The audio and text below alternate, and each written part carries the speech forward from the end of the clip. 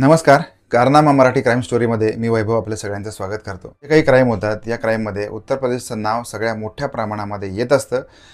Serious crime, वेगवेगळ्या प्रकारचे crime, असे क्राईम की जे क्राईम ऐकून आपल्या डोक्याची तिडीक जाते.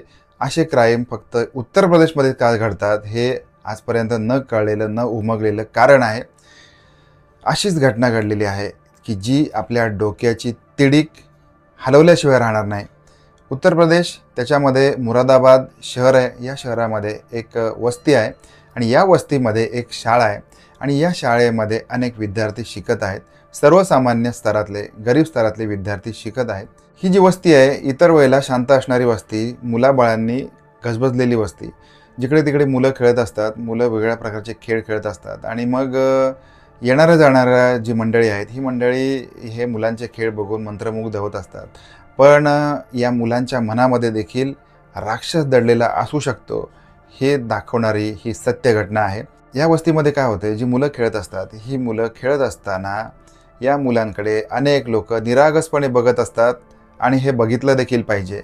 पण आपल्या ज्या मुली आहेत, या मुली आपण सांभाळून ठेवल्या पाहिजेत.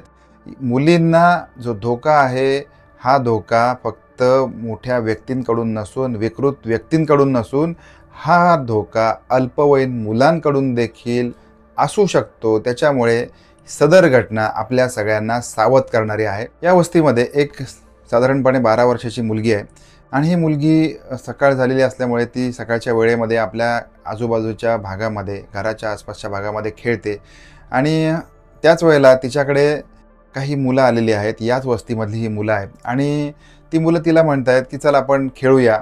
आता ह्या मुलांचं वय जे आहे, ही 12 ते 15 वर्ष वयोगटातली मुलं आहेत. साधारणपणे 7वी ते 9वी या वयोगटातली मुलं आहेत आणि ह्या 12 वर्षाच्या मुलीला ते सांगत आहेत की आपण खेळायला जाऊया किंवा तू आमच्यासोबत खेळायला ये. अत्यंत भाबडेपणाने आणि अत्यंत निरागसपणे ही मुलगी त्यांच्यासोबत खेळायला गेलेली आहे. त्यांनी त्या मुलीला आमिष दाखवलं की आपण खाऊया किंवा कोल्ड्रिंक पिऊया. आता हे लहानगं लेकरू होतं. साधारणपणे 12 वर्षाची मुलगी म्हणजे आपल्या डोळ्यासमोर अत्यंत लहानगी मुलगी, एक फ्रॉक घातलेली मुलगी आपल्या डोळ्यासमोर येऊन ठेपली असेल. तर तिने त्या मुलांवरती, आता हे तिच्या दादाच्या वयाचे मुलं होते, त्याच्यामुळे 12-15 वयोगटातल्या मुलांवरती तिने विश्वास ठेवला आहे. दादा म्हणून ती त्यांच्या मागे गेलेली आहे. बोलता बोलता त्यांनी त्या मुलीला त्या शाळेमध्ये, तिच्या वस्तीमध्ये असलेल्या शाळेमध्ये घेऊन गेलेले आहे. शाळा बाहेरून लॉक होती, बाहेरून दरवाजा बंद होता. त्यांच्यापैकी एका मुलाने तो दरवाजा उघडला आहे, चावी लावून दरवाजा उघडलेला आहे आणि ही सगळी मंडळी त्या मुलीला घेऊन आतमध्ये गेलेली आहेत. आता हे विद्यार्थी होते, हे 5 विद्यार्थी होते. 7वी ते 9वी या दरम्यान असणारे विद्यार्थी, स्पेसिफिक सांगतोय 12 ते 15 वयोगटातले विद्यार्थी या 12 वर्षाच्या कोळ्या मुलीला घेऊन शाळेमध्ये गेलेले आहेत. एका बंद वर्गामध्ये हे सगळे विद्यार्थी तिथे गेलेले आहेत. तिथे गेल्यानंतर मग या सगळ्या विद्यार्थ्यांनी तिला कोल्ड्रिंक पाजलं आहे आणि या कोल्ड्रिंकमधून काही असं औषध पाजलं आहे की त्याच्यामुळे तिला गुंगी येईल किंवा तिची शुद्ध हळूहळू हरपेल. आणि हे सगळं झाल्यानंतर मग तिला कसं तरी वाटायला लागलं आहे आणि त्याच वेळेला मग या लहानग्या लेकरांनी, आता लहानगं का म्हणतोय, कारण ज्यांची बुद्धी विकसित आहे, ज्यांना लैंगिक कृत्य करण्याची ज्यांच्यामध्ये धमक आहे आणि एका अल्पवयीन मुलीवरती, एका लहानग्या, त्यांच्यासाठी ती बहिणी समान होती, या मुलीवरती या 12-15 वयोगटातल्या मुलांनी बलात्कारासारखी घटना केलेली आहे. याच्यावरती कदाचित तुमच्या आमच्यासारखी मंडळी विश्वास ठेवणार नाहीत, परंतु पोलिसांच्या तपासामधून तर ह्या सगळ्या गोष्टी उलगडा झालेला आहे. आता तिच्यावरती बलात्कार केलेला आहे आणि मग तिला त्या भागातून सोडून दिलं आहे. पण सोडण्यापूर्वी त्या मुलांनी या लहानग्या मुलीचा लैंगिक शोषण करतानाचा व्हिडिओ केलेला आहे आणि त्या मुलीला ते सांगतायत की जर का तू तुझं तोंड बाहेर उघडलंस, तुझ्या आईला किंवा नातेवाईकांना ही गोष्ट सांगितलीस, तर मात्र तुझा व्हिडिओ सोशल मीडियावरती टाकून अपलोड करणार आणि मग तुझी इज्जत जाईल. आता ही गोष्ट लक्षात घ्या की ही गोष्ट सांगणारी जी मुलं आहेत, ही मुलं 12 ते 15 वयोगटातली आहेत, नकळत्या वयामधली आहेत. जिच्यावरती बलात्कार झाला आहे ती मुलगी देखील नकळत्या वयामध्ये आहे. आता या सगळ्या गोष्टी मुलांकडे जातात कुठून, किंवा या सगळ्या गोष्टी बलात्कारासारख्या घटना, लैंगिक कृत्यासारख्या घटना मुलांपर्यंत समजतात कशा, किंवा मुलांना या गोष्टी अवगत कशा होतात. शाळा शिकण्याच्या वयामध्ये अभ्यास मात्र मुलांना ट्युशन लावून लावून शिकवावा लागतो, पण लैंगिक गोष्टी मुलांच्या डोक्यामध्ये कशा स्वरूपामध्ये जात असतील किंवा कुठल्या मार्गाने जात असतील, हा एक प्रश्न आहे. काही दिवस गेलेले आहेत आणि हा व्हिडिओ या मुलीसोबतचा गैरकृत्या संदर्भातला व्हिडिओ, किंवा तिच्यासोबत जो लैंगिक अत्याचार झालेला होता, ह्या मुलांकडून झालेला होता, हा व्हिडिओ लीक झालेला आहे. हा व्हिडिओ या मुलीच्या शेजाऱ्याने पाहिलेला आहे.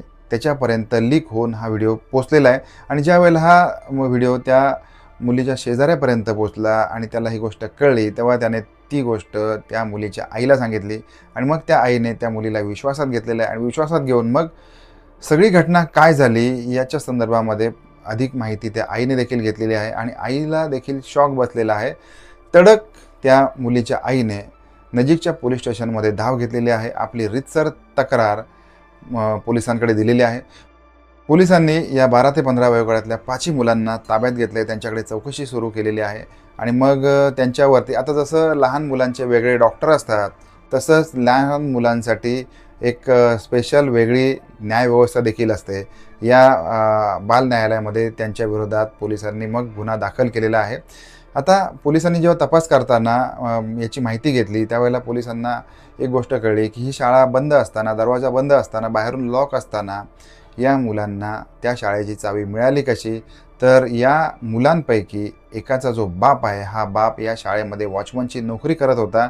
आणि त्या बापाकडून मग त्या मुलांनी ती चावी मिळवलेली आहे, किंवा त्याच्या नकळत ती चावी घेतलेली आहे.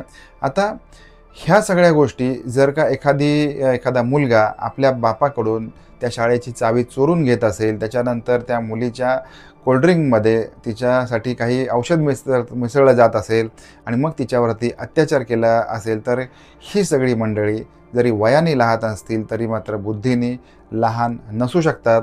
आणि या सगळ्या गोष्टींचा आपण सगळ्यांनी गांभीर्याने विचार केला पाहिजे.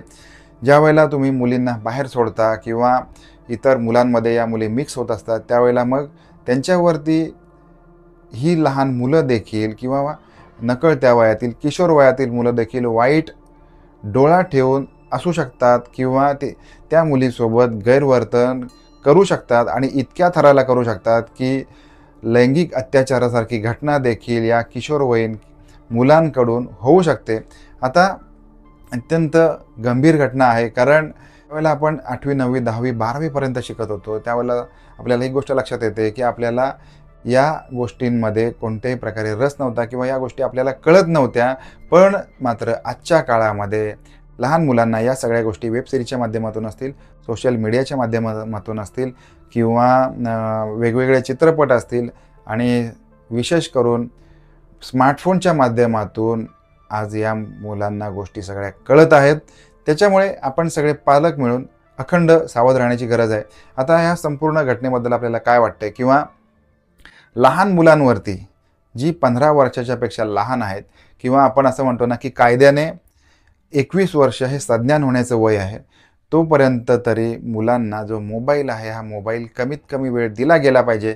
या सगळ्याबद्दल आपलं मत काय आहे ते मला कमेंट बॉक्समध्ये नक्की कळवा. आपण भेटणार आहोत अशाच एखाद्या नवीन क्राईम स्टोरीमध्ये. तोपर्यंत काळजी घ्या. धन्यवाद.